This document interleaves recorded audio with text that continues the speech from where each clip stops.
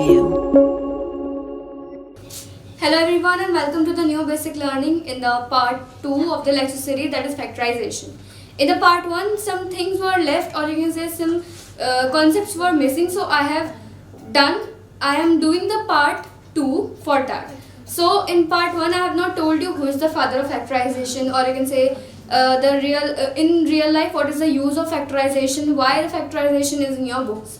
So who is the father of factorization we must know. Father of factorization is Derek Norman Lemmer. Derek Norman Lemmer. So he is the father of factorization. And if we say that what is the use of factorization in real life, that I am with the example 1, that is while traveling factors are used. For example, if we have to cover a 720-mile trip, and we need to know that how much time, or you can say how many hours we will be driving at an average speed of 60 mile per hour. This is the speed, this is the distance, and we need to take out the time. How much time will it take to cover the distance of 720 mile trip and at an average speed of 60 mile per hour. So then by using factorization we are certain that it would take 12 hours. Okay, it would take 12 hours to reach our destination. I hope the first example is clear to you. Now I will take another example. Now the second example is, if we want to take a pill 4 times a day. Pill means medicine. If we want to take a pill 4 times a day and we have 24 hours in a day, so we can take it after every 6 hours. After every 6 hours we can take pill, and that is 6 into 4 equals to 24. 6 times means after every 6 hours, 4 times in a day. Okay, are you understanding my point? 24 hours we have in a day. 6 times, or you can say after every 6 hours you have to take the medicine if you need to take 4 times in a day. ठीक है, फिर हम आते हैं next part पे. Now in the first part I have done the 3 parts, that is common, grouping and difference of square, that is a square minus b square. Here in the fourth part, the fourth type of question is trinomial, that is ax square plus bx plus c. So let's see how to solve this part. Suppose the example is given you a square plus 5a plus 6. So देखो क्या होता है इसमें, अगर हम इसकी multiply किसी से करते हैं, मतलब कि मान लो 3 into 2 6 होता है, ठीक है, 3 into 2 6 होता है.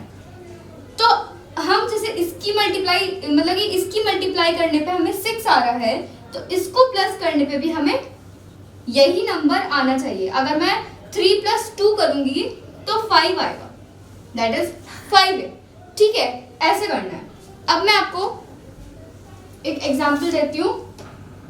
इसको एग्जाम्पल ये रहा और मैं इसको सॉल्व करके दिखाती हूँ. ए स्क्वायर हमें ऐसे ही रखना है, प्लस 3 into 2 हमें 6 मिला था. ठीक है, 3 into 2 हमें 6 मिला था, और अगर हम 3 को 2 में प्लस कर, मतलब 3 और 2 प्लस करेंगे तो 5 आएगा, that is 5. So 3a plus 5a, sorry 3a plus 2a plus 6 हम ऐसे ही उतारेंगे. फिर आते हैं a स्क्वायर प्लस 3a, इसको ब्रैकेट में रख लिया, फिर प्लस 2a प्लस 6 को ब्रैकेट में रख लिया. अब आप इन दोनों में से कॉमन निकाल लो और इन दोनों में से कॉमन निकाल लो. सिंपल. इसमें से कॉमन क्या हो सकता है? यस, a हो सकता है, a ही है common.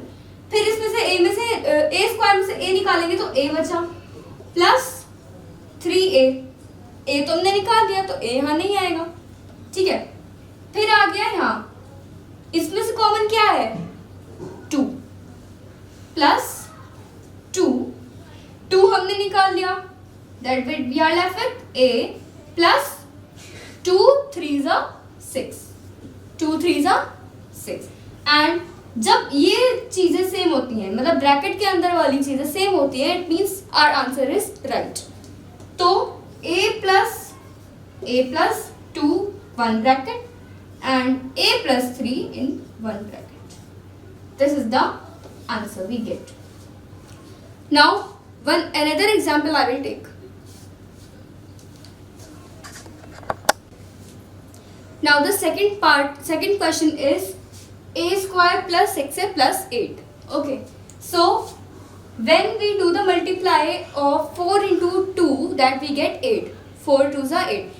And when we plus 4 plus 2, we have 6. Okay, so 4 into 2 gives 8 and 4 plus 2 gives 6. Okay, a square plus 4a plus 2a plus 8. When we add 4 and 2, we get 6. And when we do the multiply of 4 and 2, we get 8. So इनको bracket में रख लेते हैं, 2a plus 8। अब दोनों में से common निकालो, a कॉमन आ गया, a plus 4 एंड इसमें से कॉमन 2 है, so a plus 2 4s are 8. This is the answer. Or answer which will be the final, you can keep them in bracket. Okay, so a plus 2 is in this bracket first and a plus 4 in the another bracket. This is the answer. I hope the second example is also clear to you. Now the third example I take. Now the third question is p square plus 10p plus 16. So in the first or second question I have told you that when we multiply, or you can take the table of 2 also, that 2 into 8 it gives 16. 8 into 2 also gives 16, but when we add 8 plus 2, when we do 8 plus 2, it gives 10. आपको सिर्फ ध्यान में रखना है कि हम जब इसकी किसी से मल्टीप्लाई कर रहे हैं तो आंसर ये वाला आना चाहिए, प्लस करके ये आना चाहिए, ठीक है। अगर मान लो मैं 2 into 3 कर रही हूँ, 6 है और हमें दे रखी है 5 वैल्यू, तो 3 plus 2 करूंगी तो मैं 5 आएगा और 3 into 2 करूंगी तो 6 आएगा, तो हमें ये दो आंसर डाले हैं, ठीक है। अब इसे सॉल्व करते हैं। p स्क्वायर प्लस क्या था, 8 2s are 16, 8p plus 2p plus 16, इसे ऐसे ही उतारना है। फिर p स्क्वायर प्लस 8p को हम ब्रैकेट में ले लेंगे और 2p प्लस 16 को ब्रैकेट में ले लेंगे। फिर p और इसमें से कॉमन निकलेगा और इसमें से कॉमन निकलेगा, इसमें से कॉमन p है तो p प्लस p स्क्वायर में से p निकालेंगे तो p बचेगा। फिर 8 कितना होगा, 8 ही होगा और p हम निकाल चुके हैं।